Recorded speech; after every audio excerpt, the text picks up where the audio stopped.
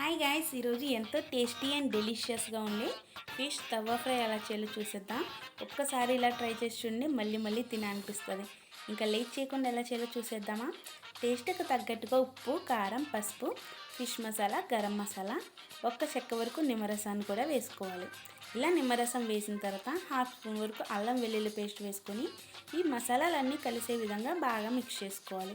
ఇప్పుడు వీడియో క్లిప్లో చూపించిన విధంగా చేపలకి చిన్న చిన్నగా ఘాట్లు పెట్టుకొని ఈ మసాలా పేస్ట్ మొత్తం అప్లై చేసుకోవాలి. ఈ మసాలా పేస్ట్ అప్లై చేసిన చేపలని ఒక 10 నిమిషాల పాటు పక్కన పెట్టేసుకోవాలి. ఇప్పుడు తవ్వ తీసుకుని దాంట్లో సరిపడినంత ఆయిల్ వేసుకోవాలి. ఇలా ఆయిల్ వేసిన తర్వాత మనం ముందుగానే 10 నిమిషాల పాటు పక్కన పెట్టుకున్న చేపల్ని మళ్ళీ ఒకసారి మసాలా మొత్తం అప్లై చేసుకుని వేడివేడిగా ఉన్న తవ్వ పైన పెట్టేసుకోవాలి.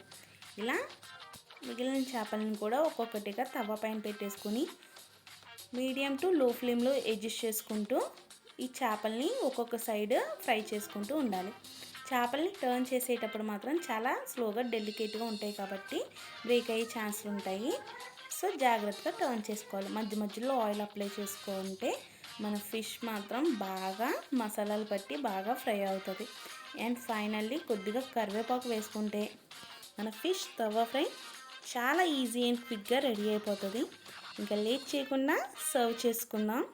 ఇలా సర్వ్ చేసిన తర్వాత వేడివేడిగా నిమ్మకాయ, ఉల్లిపాయలతో సర్వ్ చేసుకుంటే ఎంతో టేస్టీ అండ్ డెలిషియస్గా ఉండే ఫిష్ తవా ఫ్రై అయితే రెడీ అయిపోయింది.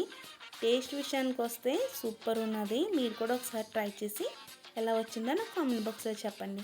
వెళ్ళేటప్పుడు మన ఛానల్కి like, share and subscribe for more videos.